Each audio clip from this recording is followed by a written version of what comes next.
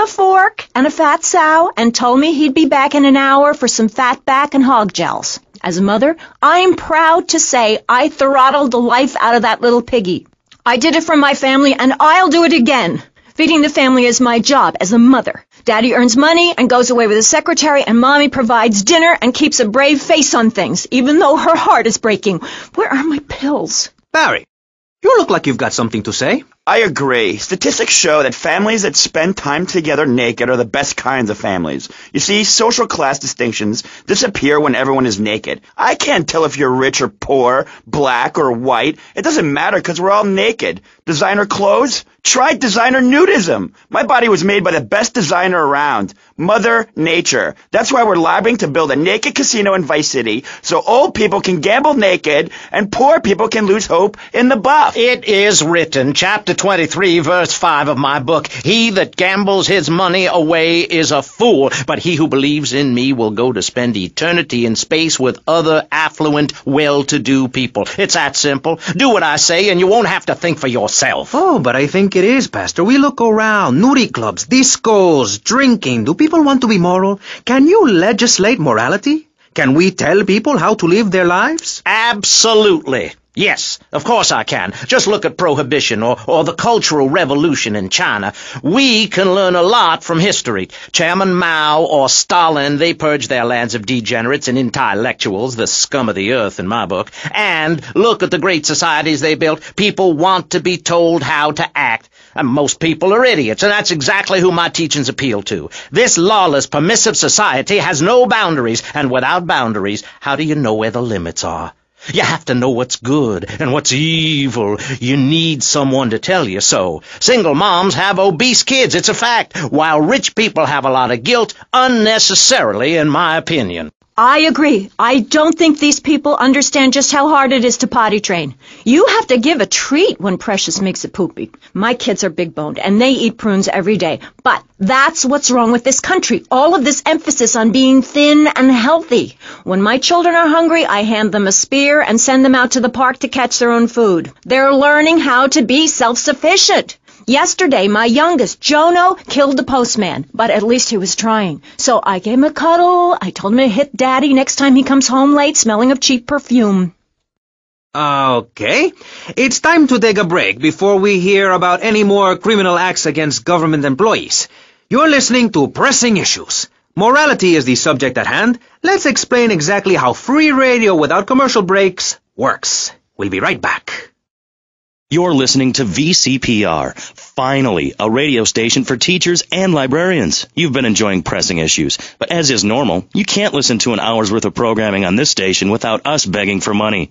It's the bi-daily begathon here on VCPR, where we hold your favorite shows hostage until you pony up some cash. You know what's so great about VCPR? It's like a shining torch of cultural enlightenment for Vice City. In these times of darkness, when the hordes are so uneducated they can barely understand multisyllabic phrases like, "Clean my shoes better, Marissa," or "I'll report you to the IRS," or dialectical materialism. Isn't it pleasant to have a patronizing voice on the radio? That's right, Michelle. With the way things are going under Reagan, at any moment the unwashed Huns from the Midwest could descend upon Vice City and enslave the poets and postal workers and force us to watch network programming. That is a frightening thought. But like many things in life, you can throw money at something and feel better about yourself. VCPR is your public radio station, but you have to open your wallets. That's right. If you pledge at the $1,000 level, you'll get tickets for In the Future There Will Be Robots at the Vice City Arts Center. People who see that show say it's difficult to put into English. That must mean it's spectacular. Yes, but if you don't give money to VCPR, we could be thrown back to the Stone Age. Liberals will be set on fire in the streets. Give now. Let's return to Pressing Issues. Over to you, Maurice, in the studio. Useless, talentless asshole. You're correct. He is an asshole. I love those guys. Really professional and living proof that all of the best talent isn't on commercial networks. These people do it for love, because they have integrity, just like me. We're back with Pressing Issues. I'm Maurice Chavez, winner of 5 public radio awards in the Vice City area, including Best Voice. On this show, we take complex issues and boil them down to simple ones so you can understand. On this segment of the show, we are discussing morality. Since the beginning of time, man has asked questions. Why are we here? What time is it? And is there a place around here a guy can get a drink? Early man, as seen in the cave of Lascaux in France, questioned the morality of making the mammoth extinct. I think we all know what happened there. Is it society's job to tell each other how to live? Recently, my city considered passing a public curfew that says nobody can be on the streets after 8:30 p.m. Of course, the bill didn't get passed, but it made people think. If you don't vote, you get morons in charge. Is that moral? I'm not sure. Let's press the issue.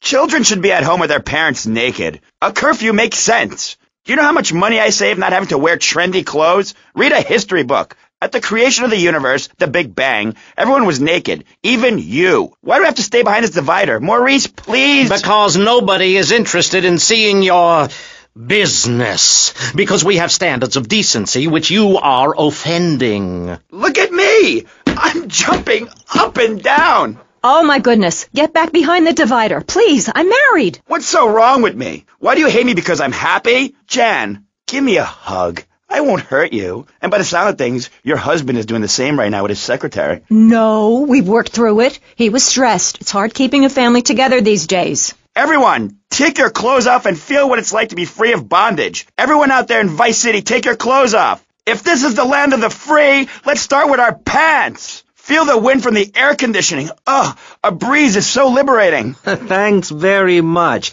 Now, if you could get back behind that divider, Barry, please. Otherwise, I'm going to have to ask you to leave. Thank you.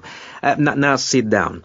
On pressing issues, we think it is very important to respect one another, to treat each other like we would like to be treated. I want a hug. If you don't like the United States, son, why don't you move to Russia? I don't understand people in America today. They call this a Cold War, but it's hotter than hell. Mark my words, any day now you're sitting in school passing notes and talking about the prom, when suddenly you look out the window and there are Russian paratroopers dropping in to take over. What can you do? Run into the woods with your friends? Call yourselves the Wolverines? Put twigs in your hair and try to beat back the Ruskies? No, you hightail it to Pastor Richard's Salvation statue and blast off into space. But there is a limited amount of space. That's why I suggest anyone who wants the safety and security of your own bunker, give now. Call 866-9-SAVE-ME. We'll get you on the payment plan, and if you're paid in full on D-Day, you and your family will be safe. If not, you may have to choose to save yourself and leave the others behind. Hey, stop selling things on my show. You're not a valued sponsor who supports the art of public radio, buddy.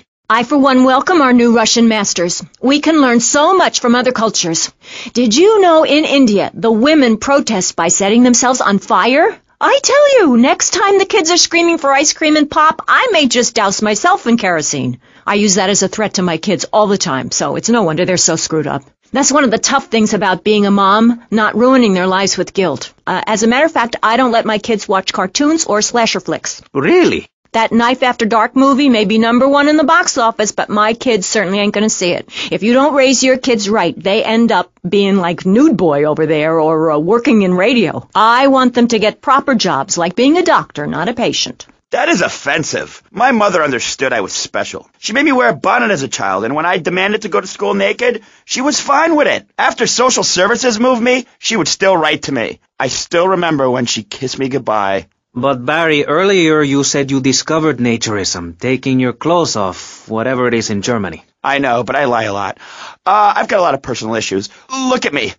Please, Maurice, I need a hug.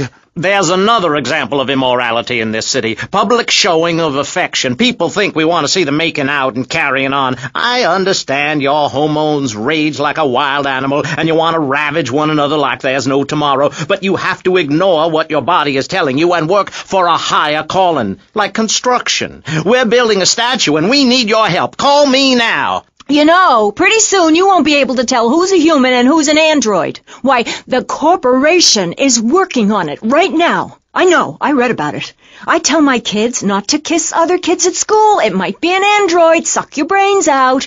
You must have seen the mini-series event on television. I read it in a book. We've got to stop looking at the stars, all this science fiction, and focus on the family. Now, if you really want to dance like you're on the moon, go there and leave us in peace. And that's a fact. What's a fact? I'm sorry, Maurice, but I have to tell you, I moved to Florida to bring my kids up the American way in a theme park.